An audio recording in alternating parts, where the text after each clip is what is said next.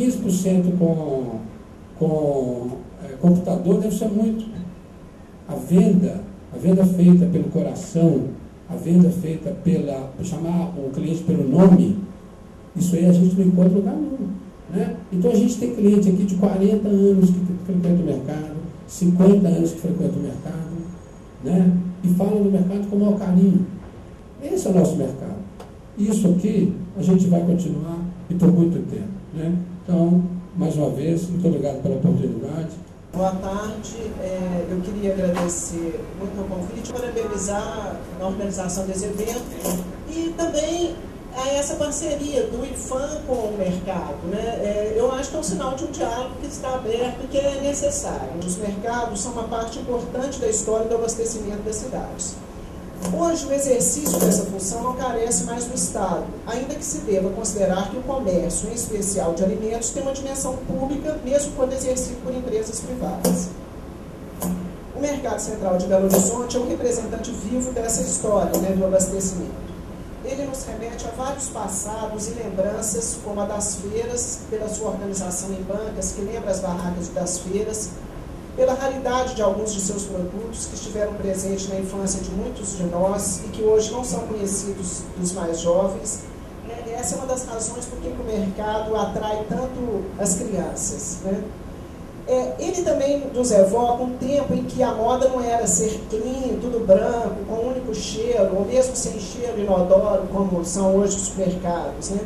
No mercado, a profusão dos cheiros, dos temperos, dos queijos, do fundo de roupa, das pimentas, evoca lembranças e emoções de outros tempos e espaços, né? Já é sabido que o cheiro é uma coisa que evoca a nossa lembrança. Então, chamando a atenção para esse aspecto, né, dele ser um representante vivo da história, da memória, né, da cidade e, diria mais, até de Minas Gerais, né? Porque os produtos que são comercializados aqui são produtos de Minas, né, do estado como um todo. O mercado também nos atrai pelas cores que são sempre muito mais vivas quando os produtos são expostos sem a proteção de embalagens. Essa prática, às vezes, não é bem vista pela vigilância sanitária, de uma cultura que talvez a gente prefere o risco, né, dos conservantes à comercialização dos produtos frescos. Essas são apenas algumas das razões que fazem com que o mercado seja tão importante para a cidade. Ele é um exemplar único dessa forma de comercializar produtos. É importante dizer que não agrada a todos, mas agrada a um público que acabou se tornando muito fiel e apaixonado pelo mercado, justamente por essa sua singularidade. O que as pessoas temiam e temem é que o mercado se transforme a tal ponto que deixe de ser o que é. Se isso acontecer, não haverá outro igual. Fecha um bar, fecha um restaurante, surgem outros. Com o mercado isso não é possível. É difícil imaginar que alguém consiga fazê-lo. Não é possível reproduzir o mercado, né, em outro lugar. O mercado ocupa na cidade um lugar que não é ocupado por nenhum outro. Ele é singular. O mercado é histórico, tem destacado papel para a memória da cidade e do Estado, mas também para a sua vida atual cotidiana. Ou seja, não é simplesmente como um museu, né? Ele é um patrimônio vivo, né? Então ele tem uma importância para a vida cotidiana do Belo Horizontino e de pessoas que visitam a cidade. É por isso que eu estou chamando que ele é um patrimônio vivo. Ele se integra muito bem na cidade e, apesar de ser um lugar da tradição, essa tradição não se confunde com o tradicionalismo, que é um estímulo muito forte dessa cidade. É uma tradição que se renova, que não tem o ranço do conservadorismo. Prova disso é que o mercado atrai pessoas de todas as idades. Bom, dito isto, não resta dúvida de que o mercado é um patrimônio da cidade, seja no sentido histórico, seja no sentido atual de sua identificação como um bem da cidade. As pessoas falam e se apropriam do mercado como algo delas e da cidade. Isso é um fato, ele é um patrimônio independente de qualquer ato oficial. Passando agora para o segundo tema, que é a dimensão pública do mercado. Na literatura que trata sobre as cidades, há uma distinção que é muito comum, que é dos espaços públicos e dos espaços privados.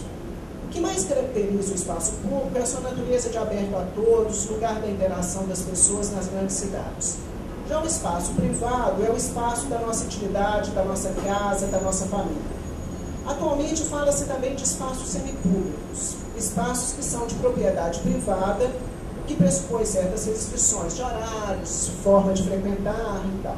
O mercado é tipicamente um espaço que a gente pode chamar de semipúblico.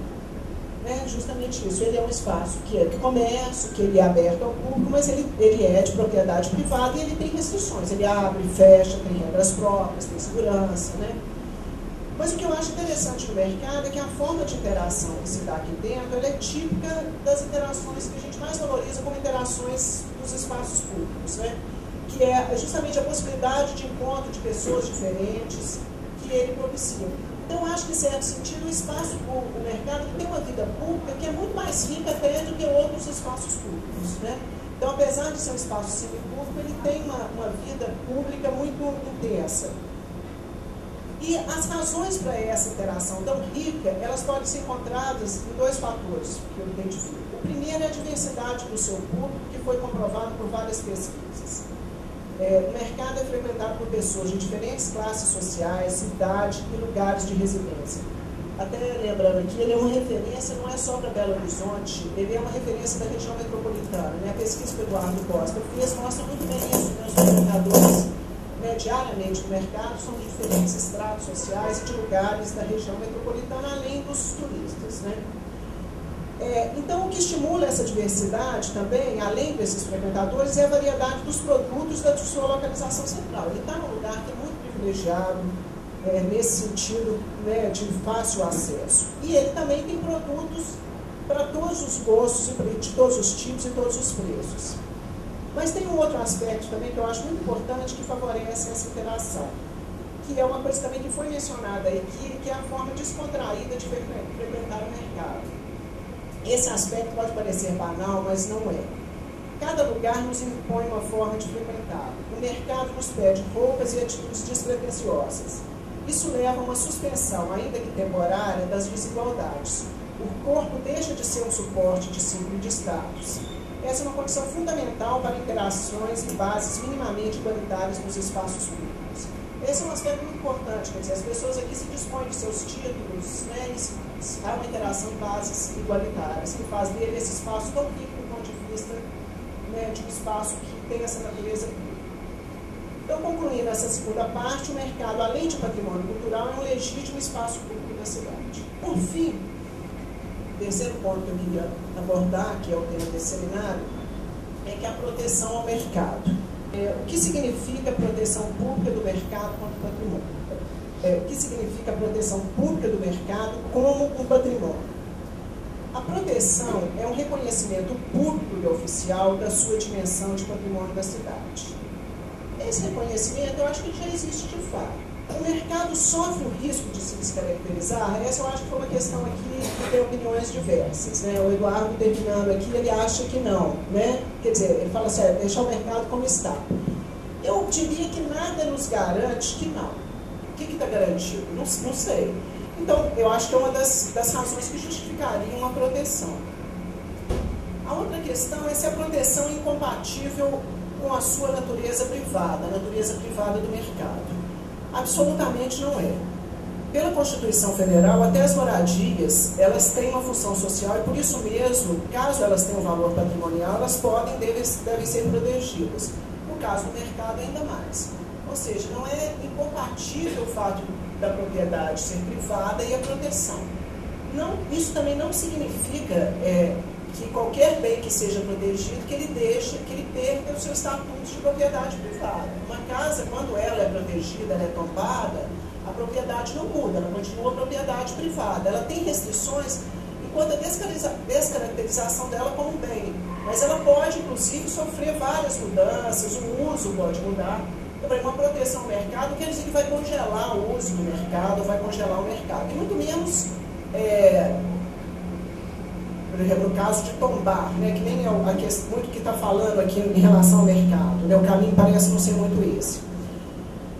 Então, em relação à natureza, não é incompatível uma proteção a um bem que é privado. Por isso mesmo que é completamente legítimo que o Estado possa e queira e sofra uma pressão da sociedade para proteger, né, uma instituição como o mercado.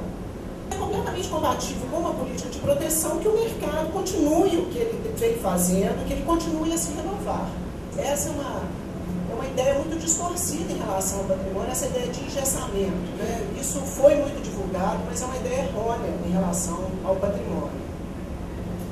Os estudiosos e gestores do patrimônio estão cientes do custo da perda da vida para os lugares protegidos quando a proteção implica na saída ou mudança do seu público, ou na perda das suas funções, como ocorreu com o Pelourinho. O Pelourinho é hoje, um exemplo de uma proteção que deixou o lugar muito bonito, mas tirou a vida daquele lugar. Então é hoje um exemplo que é bastante criticado, justamente em função de... A proteção do mercado é um gesto a favor do mercado e não contra o mercado.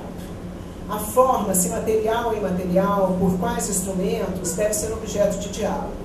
Mas a proteção me parece uma necessidade de um reconhecimento, de uma responsabilidade pública para com um bem que notadamente tem uma importância para a história e a identidade dessa cidade. Ou seja, que ele tem uma dimensão pública. Ele é privado, mas é claro que ele tem uma dimensão pública. Eu queria agora falar de algumas coisas que foram ditas aqui na mesa da manhã. E como também foi dito, a proteção é uma coisa que agrega valor. A ideia é essa, quer dizer, quando o Estado ele tem um gesto de proteger, ele está reconhecendo o valor naquele bem, está agregando o valor aqui. Olha, isso aqui é importante para a sociedade, para a cidade, para o Estado. Então a ideia é uma ideia positiva a proteção. Ela não é negativa, como muito se divulgou. Eu acho que isso era uma coisa importante da gente pensar. Outra coisa também, que me pareceu que está aqui em debate, que eu acho que é uma posição que é falsa entre público e privado, como se a gestão pública fosse necessariamente desastrosa e a gestão privada fosse necessariamente de sucesso, exitosa. Nem sempre. A proteção não vai tirar o status do mercado de privado. Nas conversas que nós tivemos aqui, de uma comissão do Conselho do Patrimônio, para mim ficou muito próximo o que a diretoria faz, o que ela tem feito na prática. Nem é no estatuto, não, como que chama no regimento. Nem é só no regimento, mas é na prática, Quer dizer, a preocupação que vocês têm com a diversidade, como é que vocês acompanham que lojas estão crescendo, que outras que estão perdendo, Essa preocupação que vocês têm de que as famílias continuem, Eu acho que vocês, apesar de ser privado, tem uma preocupação coletiva que é muito interessante, Poderia ser um privado que não tivesse essa preocupação com as famílias, Vocês podem ter propostas, às vezes, de entrar uma outra pessoa que vai romper com essa tradição. Não, vocês têm isso, quer dizer, ele tem uma função de preservar que essas famílias continuem sobrevivendo do mercado. Tem também uma função pública, que eu acho que vocês exercem, a educação ambiental, tudo isso que vocês apresentaram. Então, quer dizer, é um lugar privado que tem uma visão pública que é muito importante. Eu acho também que esse diálogo está acontecendo aqui é porque há uma proximidade de interesses. Então é isso, obrigada. Boa tarde a todos. Como que a legislação urbanística teria uma contribuição nessa abordagem do tema da proteção. A legislação urbanística lida com o licenciamento de atividades, com a permissão de instalação de atividades de maneira genérica. A gente tem regras na lei de uso do solo que servem para todo e qualquer uso. E essas regras, elas teriam que ser necessariamente complementadas com regras específicas relativas à proteção histórico-cultural, ou à proteção ambiental, ou à proteção sanitária, visando o interesse público e a garantia de que a instalação das atividades na cidade ocorresse de maneira sustentável. E é nessa perspectiva que a gente começou a pensar, dentro do Conselho, junto com o pessoal do mercado, a desenvolver algumas diretrizes para o funcionamento do mercado, visando a sua proteção. Nesse sentido, é que foi pensado que uma das formas de se proteger o mercado seria escolher algumas atividades que seriam necessariamente permitidas, a continuidade dessas atividades dentro do mercado. Assim, a minha sugestão nesse debate é que, na verdade, a gente tem que aprofundar as formas objetivas, as maneiras mais concretas que estariam sendo pensadas para permitir a proteção do mercado como um bem imaterial, né?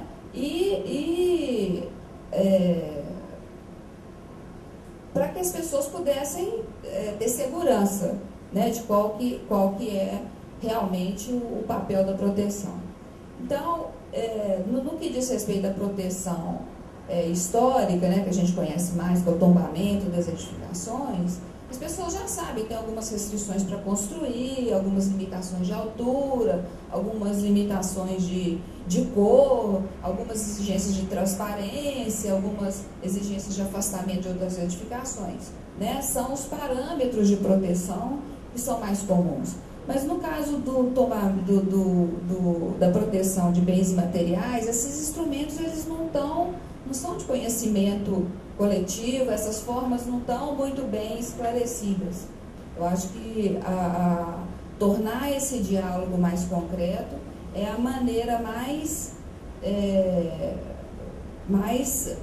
fácil, né, da gente alcançar uma adesão, né, uma compreensão de quais seriam as vantagens ou as desvantagens de se conseguir essa proteção, né, efetiva, né? Conhecer experiências semelhantes é uma maneira. Eu acho que conversar é a maneira mais objetiva, né, de delimitar esses instrumentos de proteção e de deixar as pessoas mais confortáveis no que diz respeito à deliberação sobre essa matéria.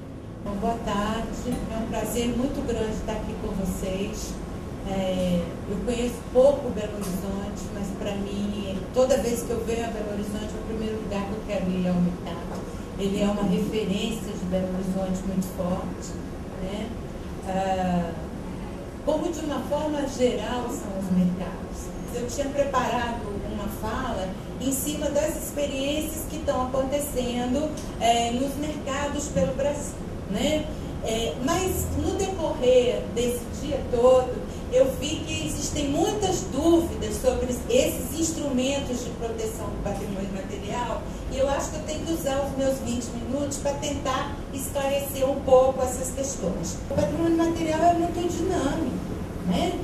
Não tem como você fazer que o samba de roda continue sendo exatamente igual ao samba de roda que acontecia há 70 anos atrás, né?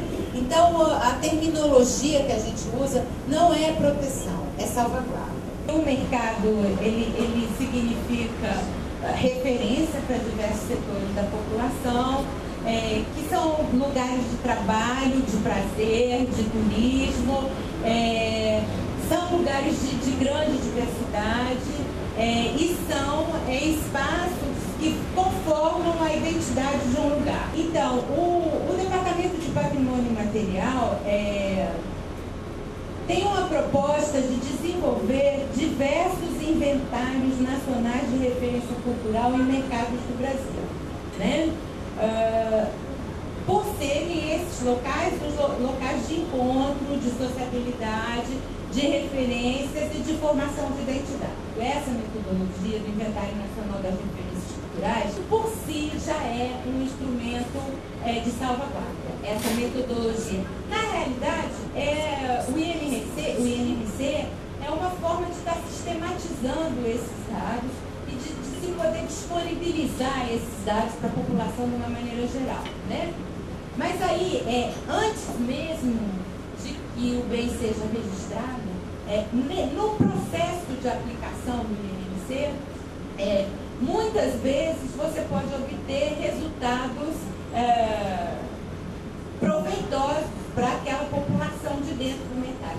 Um outro instrumento é o registro. Você pode utilizar o INRC para a montagem do dossiê de registro, mas você pode também montar um dossiê de registro com outra metodologia, né? O registro ele pode acontecer em livros diversos, né? Ele pode ser um registro no livro dos lugares. No caso do mercado, por exemplo, seria num livro de lugares. Num livro de forma de expressão, no caso do samba carioca, do samba de roda, esse registro está um livro de formas de expressão, né? Pode também ser um ofício, como o modo de fazer queijo artesanal de Minas, né? O modo de fazer queijo artesanal no Cerro, na Serra da Canastra e no Salida, né? Bom, pode ser uma celebração também. E no caso de lugar, né, vamos puxar para alguma coisa mais próxima da gente, né?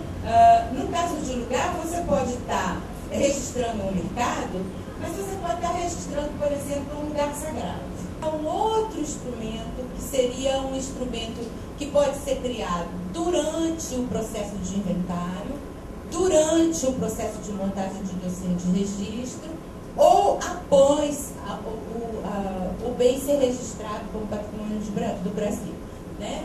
Que é o plano de salvaguarda. O que é um plano de salvaguarda?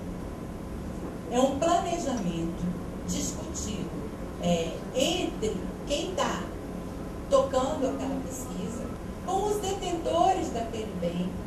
Isso é pactuado, e o que é montar um planejamento de que ações são necessárias para salvaguardar esse bem. Essas ações, elas variam muito, dependendo da natureza do bem, dependendo das condições que o bem se encontra, né? Você não tem um padrão para isso, né? Então, para montar um plano de salvaguarda, geralmente você precisa de 1 ano de trabalho, às vezes até mais. O plano de salvaguarda tem que ser uma coisa compactuada. A história de um povo se faz também com as suas memórias preservadas. Sim. E em 1964, o mercado foi privatizado e logo depois os nossos associados já tiveram essa perspectiva.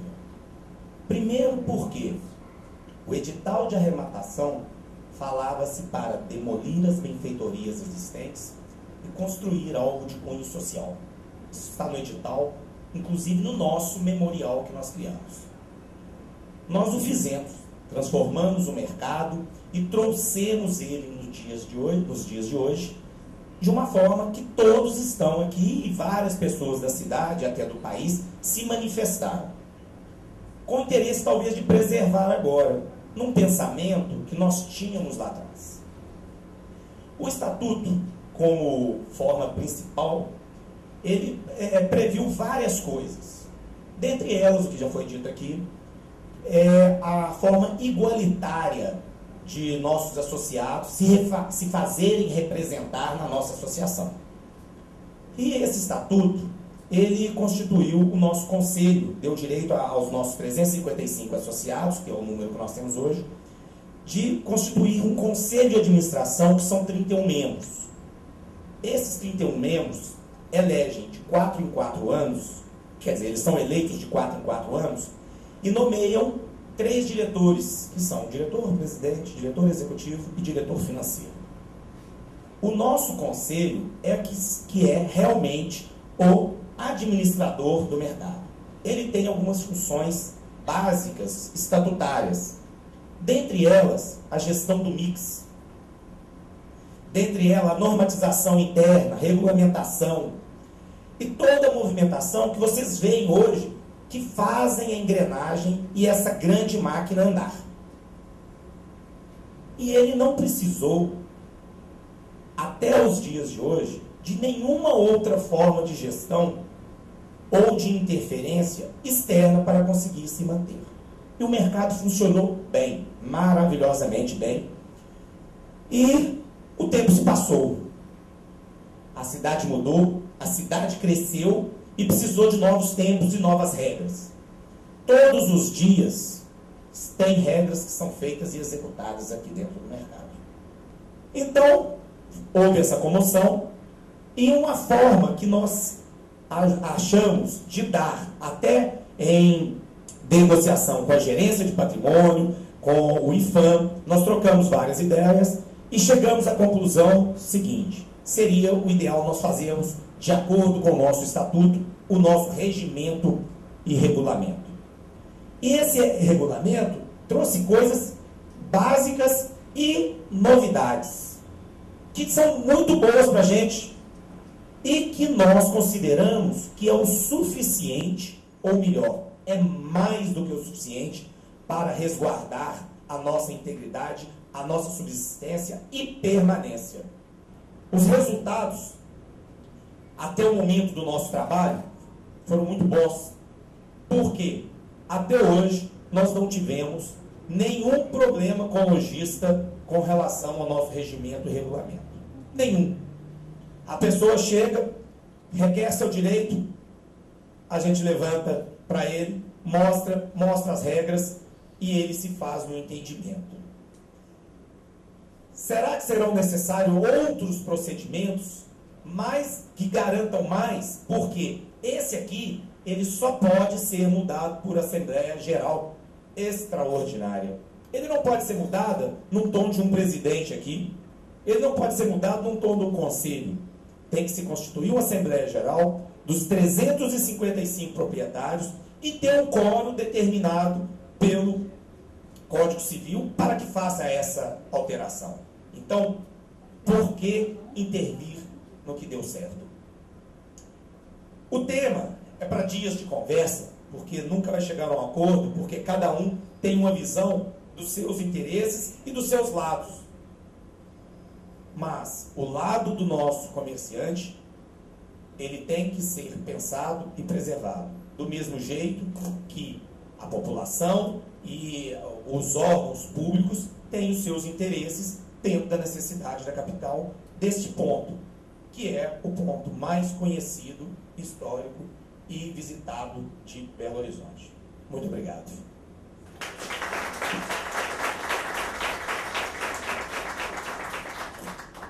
Eu acho que o regulamento, ele regula o funcionamento do mercado, né? É isso.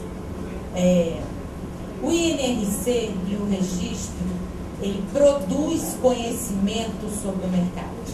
É diferente, entendeu? O mercado pode até mudar, mas você vai ter uma produção de conhecimento sobre esse momento do mercado. Esses instrumentos, eles servem para isso. Porque o bem pode deixar de existir, mas aí você vai ter uma documentação do que era aquele bem naquele momento, né? Tanto o INRC como uma montagem de dossiê de registro, ele vai estar produzindo conhecimento sobre o mercado. Então, ele vai buscar todos os livros que falam sobre o mercado, as notícias de jornal que existem sobre o mercado, as teses de doutorado, de mestrado sobre o mercado, as fotografias antigas do mercado, a história do mercado. Você vai formar um dossiê de documentos sobre o mercado. Isso é o registro, né? E o INRC também é uma metodologia para você chegar a esse dossiê. Por isso é que eu digo que a natureza do tombamento é muito diferente da natureza do registro, né? O tombamento é um decreto, né? O que o registro pretende é registrar aquilo ali. Ou seja, é juntar informações sobre aquele bem, entendeu? São duas coisas muito diferentes. Eu acho interessante, sim, porque o meu ponto de vista, que a diferença do tombamento com o registro é que o registro ele é revisto a cada 10 anos, ele pode ser, né? Não é diferente do tombamento, que é estático. É um outro nível de proteção. São diferentes atividades. Uma coisa é o regimento que organiza internamente e que defende até a questão econômica do mercado, porque se eu quero mudar o mix das lojas ou coisa assim, isso é levado para esse conselho e para a secretaria que coordena. É uma discussão. O mercado tem hoje as suas regras, é lógico, desse tipo, mas isso não quer dizer que alguém não possa propor mudanças. E ela vai ser discutida. Eu acho que nesse momento a questão que a gente está enfrentando é se vale a pena a gente fazer um dossiê do mercado ou não. Se a gente vai fazer um dossiê do mercado utilizando a metodologia do INRC ou não, ou outra metodologia. É interessante para os comerciantes do mercado a gente montar um dossiê do mercado?